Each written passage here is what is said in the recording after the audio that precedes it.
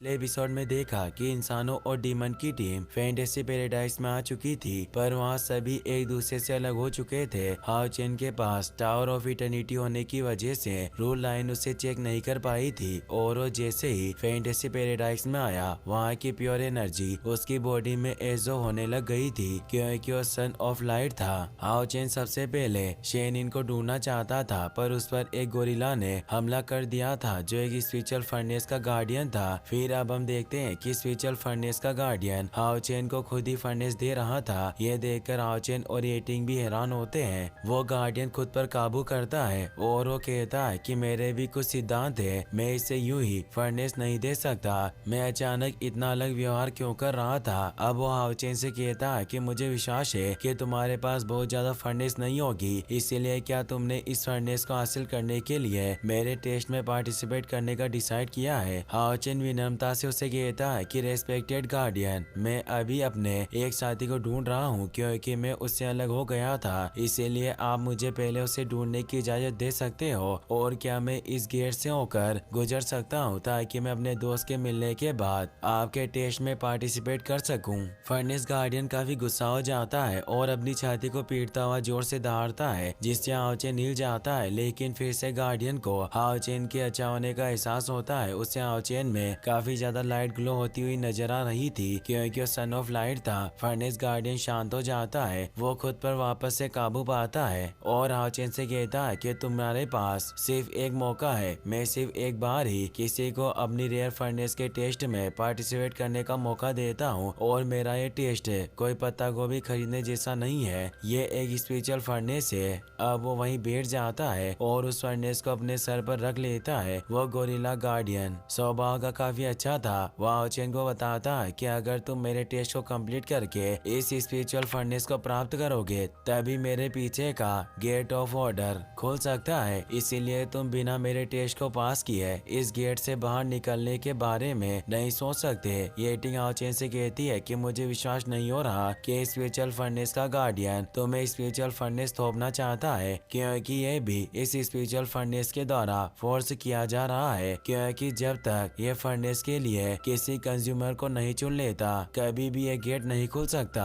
हाओ चेन को भी याद आता है कि लिंग जियो ने उसे बताया था कि फर्नेस गार्डियन काफी स्ट्रॉन्ग होते हैं, साथ ही उन्हें फैंटेसी पैराडाइज की एनर्जी से काफी बड़ा बूस्ट मिलता है, और इस बूस्ट की वजह से कभी भी फर्नेस गार्डियन से निपटना बहुत मुश्किल होता है। हाओ चेन सोचता है कि मेरे पास शेनिन के पास जल्दी पहुंचने का सिर्फ ये इकलौता रास्ता है। शेनिन इस गेट के पीछे मेरा इंतजार कर रही होगी, इसीलिए मुझे कुछ भी करके उसके पास पहुंचना होगा। और वो उस गोरिल्ला से कहता है कि रेस्पेक्टेड गार्डियन, मैं तुम्हारा टेस्ट देने के लिए तैयार हूँ। गार्डियन कहता है कि तुमने व्यर्थ में ही इतना टाइम ले लिया, तुम्हें पहले ही इस टेस्ट के लिए मान जाना चाहिए था। और अब वो उसे अपने टेस्ट के बारे में बताता है कि तुम्हें एक फिक्स टाइम में मुझे हराना होगा, और ये टाइम लिमिट बहुत ही कम है। और वो हाओ चेन को सूंघते हुए कहता है कि मुझे तुम्हारी खुशबू काफी पसंद है, इसीलिए मैं तुम्हारे लिए इस टेस्ट को ज्यादा डिफिकल्ट नहीं बनाऊंगा। तुम इस 1 घंटे के हावर ग्लास के खत्म होने तक मुझसे फाइट कर सकते हो, और इस 1 घंटे के अंदर तुम्हें मुझसे जीतना होगा। अगर मैं हार गया तो तुम विजेता बन जाओगे। हाओ चेन कहता है कि मुझे आपकी शर्त मंजूर है और मेरा इसमें कोई ऑब्जर्वेशन नहीं है। अब हाओ चेन लड़ने के लिए तैयार हो जाता है। वो अपने आर्मर को पहन लेता है, साथ ही वो अपनी स्वॉर्ड और शील्ड को भी बाहर निकाल लेता है। गार्डियन काफी खुश हो जाता है और कहता है कि तुम वाकई काफी जल्दी लड़ने के लिए तैयार हो गए। कुछ देर पहले तो तुम लड़ने के लिए बिल्कुल भी तैयार नहीं थे। मुझे लड़ाई किए हुए काफी वक्त हो गया, और अब वक्त आ गया है कि मैं अपनी मांसपेशियों और जोड़ों को फिर से ढीला करूं। साथ ही हम मजे से फाइट करेंगे। और वो थोड़ी एक्सरसाइज करने लगता है। अब वो उस हावर ग्लास को भी नीचे रख देता है। हाओ चेन उस पर हमला करने आता है। गार्डियन अपनी अर्थ पावर से एक बैरियर बनाकर उसे रोकने लगता है, पर हाओ चेन उसके पास पहुंच जाता है, लेकिन गार्डियन का प्रोटेक्शन काफी मजबूत था। वो अपने हाथ से ही हाओ चेन को दूर कर देता है, और अब वो खुश हुआ हाओ चेन को वापस से हमला करने के लिए बुलाने लगता है और कहता है कि तुम मेरा एक बाल भी हिला नहीं पाए, इस बार थोड़ी ज्यादा कोशिश करना। हाओ चेन सोचता है कि मैं अपने इस पावरफुल हमले से भी इसे हिला नहीं पाया, वाकई इसका डिफेंस काफी अमेजिंग है। गोरिल्ला गुस्से में हाओ चेन पर हमला करने आता है और कहता है कि तुम फाइट पर ध्यान दो और व्यर्थ की बातें मत करो। अब वो अपनी अर्थ पावर से उस पर हमला कर करता है। हाओ चेन उन स्टोन से बचता हुआ उस गार्डियन पर हमला करने की कोशिश कर रहा था, पर वो गार्डियन उसे आसानी से दूर कर देता है। हाओ चेन उस पर लगातार कई सारे हमले करता है, पर उस गोरिल्ला का डिफेंस काफी कमाल का था। वो हाओ चेन से कहता है कि तुम्हारी स्पीड इतनी भी खराब नहीं है, लेकिन तुम्हारे ये हमले सिर्फ मुझे गुदगुदी का एहसास करवा रहे हैं। और अब वो हाओ चेन पर हमला करने लगता है, पर हाओ चेन उसके हमलों से बच जाता है और कहता है कि अगर तुम्हें मेरे हमले पावरफुल नहीं लग रहे तो अब मैं तुम्हें अपनी ट्रिक का स्वाद चखाऊंगा। और वो अपनी blue rain hibiscus of light shot को बाहर निकाल लेता है और लाइट रेन थ्रस्ट टेक्निक से उस पर हमला करता है। उसकी ये टेक्निक देखकर गोरिल्ला थोड़ा डर जाता है और कहता है कि ये लड़का धीरे धीरे काफी इंटरेस्टिंग होता जा रहा है, और अपने हाथों से शील्ड बनाकर उसके हमले को रोकता है, पर उसकी शील्ड क्रैक हो जाती है और उसके हाथ पर एक घाव हो जाता है जिससे खून निकल आता है। गार्डियन गुस्से में कहता है कि सचमुच तुम मुझे चोट पहुंचाने में कामयाब रहे, तुम लड़ने में इतने खराब भी नहीं हो और अब तुम लड़ाई के लिए गंभीर हो चुके हो, इसीलिए अब मेरे भी सीरियस होने का वक्त आ चुका है। और वो अपने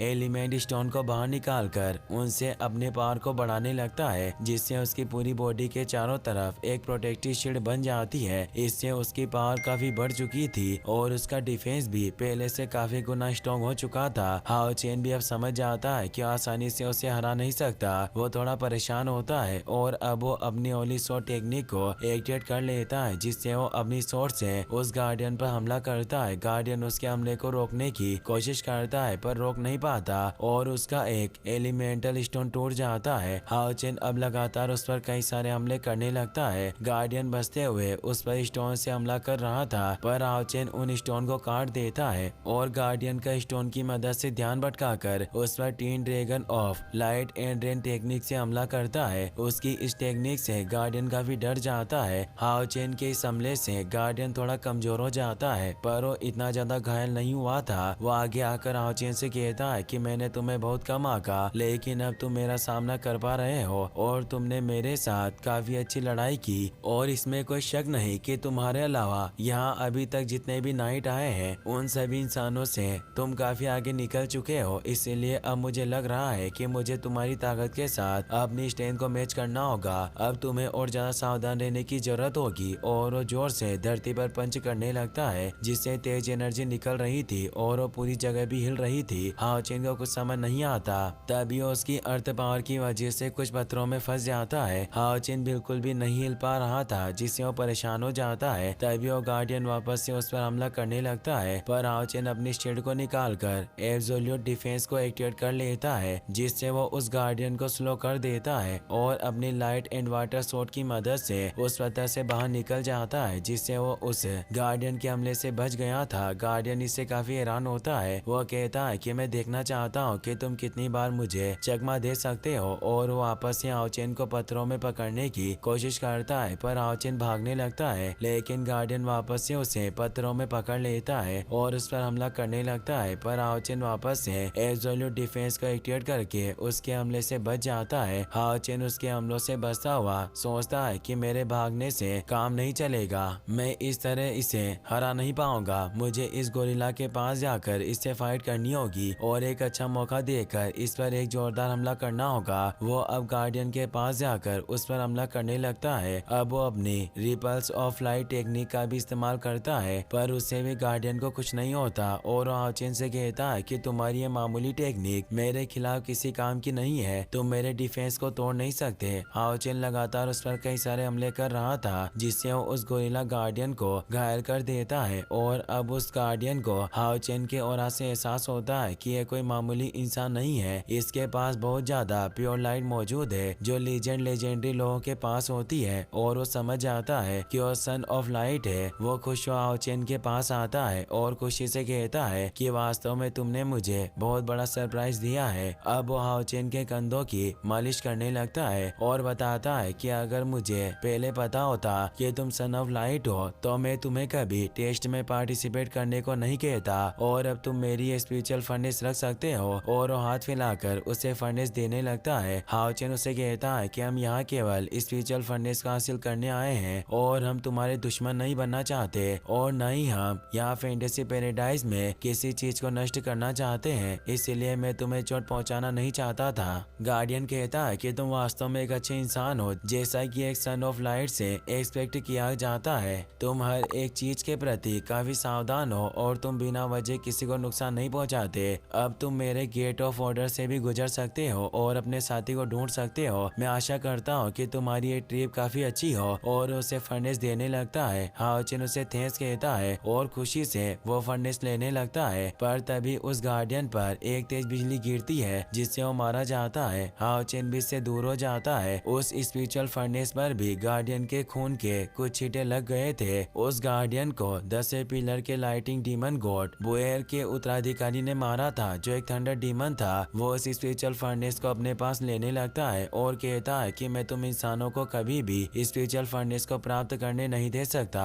हाओ चेन को उस पर काफी गुस्सा आ रहा था क्योंकि गार्डियन काफी अच्छा और मासूम था, पर उस डीमन ने बेवजह ही उसे मार डाला। वो गुस्से में कहता है कि तुमने उसे क्यों मारा और उस पर हमला करने लगता है। वो थंडर डीमन उसके हमले को रोक लेता है और कहता है कि तुम इतना गुस्सा क्यों कर रहे हो, वो सिर्फ एक जानवर था। लगता है कि मैंने तुम्हारी स्पिरिचुअल फर्नेस छीन ली, इसीलिए तुम इतना गुस्सा हो रहे हो। अब वो हाओ चेन पर हमला करने लगता है, पर हाओ चेन उसके सभी हमलों से बच जाता है और उस पर अपनी स्वॉर्ड से लगातार कई सारे अटैक करने लगता है। पर थंडर डीमन होने की वजह से वो आसानी से हाओ चेन के वार से बच रहा था और अब वो स्पिरिचुअल फर्नेस को भी नष्ट कर देता है, क्योंकि डीमन के लिए स्पिरिचुअल फर्नेस किसी काम की नहीं होती। वो हाओ चेन को और ज्यादा गुस्सा दिलाना चाहता था। वो कहता है कि अब मैंने इस फर्नेस को नष्ट कर दिया, फिर भी तुम मेरा कुछ नहीं बिगाड़ सकते, और अब वो अपने रोप को भी निकाल देता है। हाओ चेन कहता है कि तुम डीमन बेवजह जिंदा प्राणियों को मारते हो, आज मैं तुम्हें इसकी सजा जरूर दूंगा। और वो उस पर मल्टीपल सोर्स से हमला करने लगता है, पर थंडर डीमन होने की वजह से वो बिजली की तरह फास्ट था, इसीलिए वो उसके सभी हमलों से बच रहा था। वो हंसता हुआ कहता है कि तुम सिर्फ एक मामूली इंसान हो, तुम मेरा कुछ नहीं बिगाड़ सकते।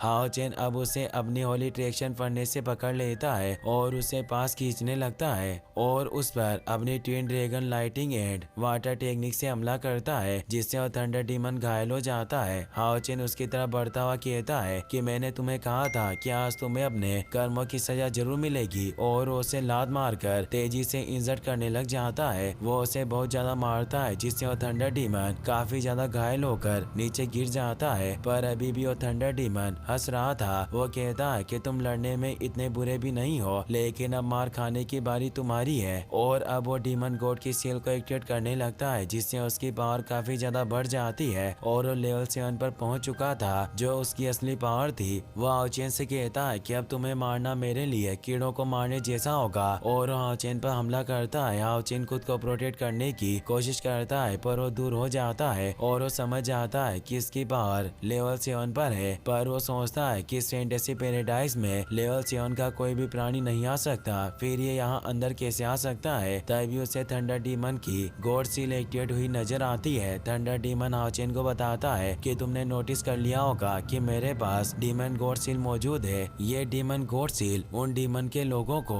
अपनी पावर को छिपाने की अनुमति देती है जो डीमन गॉड ब्लड लाइन से होते हैं, और ये थंडर डीमन 10वें पिलर के डीमन गॉड का बेटा था, इसीलिए ये इस सील की मदद से अपनी ट्रू पावर को छिपा सकता था, जिस वजह से फैंटेसी पैराडाइज की रूल लाइन भी उसे पहचान नहीं पाई थी। हाओ चेन इससे परेशान हो जाता है कि उसके पास डीमन गॉड सील है। वो समझ जाता है कि बाकी के डीमन के पास भी डीमन सील मौजूद होगी, और अगर इनकी पावर हमारे लिमिट से ज्यादा है तो मेरे सारे साथी जो मेरे साथ यहाँ आए हैं वो सभी खतरे में पड़ जाएंगे। अब हाओ चेन उससे पूछता है कि तुम सभी डीमन के यहाँ आने का मकसद क्या था। थंडर डीमन कहता है कि हमारे यहाँ आने का सिंपल सा उद्देश्य है, हम तुम इंसानों के साथ एक रोमांचक बिल्ली और चूहे का खेल खेलना चाहते थे, यानी तुम सभी इंसान हमारे शिकार हो। और अब वो अपनी थंडर सर्जिंग डार्क पावर को एक्टिवेट करता है, जो लेवल 7 की एक टेक्निक थी, जिससे हाओ चेन पर हमला करता है। हाओ चेन इससे बच नहीं सकता था, इसीलिए इटर्नल मेलोडी से टाइनी वन बाहर आ जा। मास्टर आपका टावर ऑफ इटर्निटी भी यहाँ इस फैंटेसी पैराडाइज के लॉ ऑफ गॉड के साथ सह अस्तित्व में रह सकता है, जैसे इस डीमन गॉड की सील यहाँ के नियमों को इग्नोर कर सकती है, वैसे आप भी यहाँ के नियमों को नजरअंदाज कर सकते हो। जैसे आप मदद के लिए अपनी टीम के लोगों को बुला सकते हो। थंडर डीमन टाइनी वन को देखकर कहता है कि मुझे उम्मीद नहीं थी कि तुम्हारा भी कोई हेल्पर होगा, पर तुम दोनों मिलकर भी मेरा कुछ नहीं बिगाड़ पाओगे। हाओचेन कहता है कि अगर 2 लोग तुम्हारा कुछ नहीं बिगाड़ सकते तो 6 लोगों के बारे में तुम्हारा क्या विचार है। वो सोल शेकल्स और टावर ऑफ इटर्निटी की मदद से अपनी टीम के बाकी सभी मेंबर को वहाँ बुला लेता है, यानी लिन, चेन यिंग, हान यू, वांग और जियांग वहाँ गए थे। उन सभी को देखकर थंडर डीमन काफी डर जाता है। लिन थंडर डीमन को कहता है कि तुम सिर्फ लेवल 7 पर हो और हमें तो पता भी नहीं था कि अभी तक हमारे हाथों लेवल 7 के कितने डीमन मर चुके हैं। थंडर डीमन हाओचेन की काबिलियत देखकर हैरान था। उसे विश्वास नहीं हो रहा था कि उसने अपने 5 साथियों को वहाँ बुलाया है। वो कहता है कि क्या ये ज्यादा ही अपमानजनक नहीं है। हाओचेन उसे कहता है कि मैं तुम्हें आज एहसास दिलाऊंगा कि बिना सोचे समझे जिंदा लोगों को मारने की कीमत क्या होती है, और अपने सभी साथियों को एक साथ उस पर हमला करने के ऑर्डर देता है। वो सभी एक साथ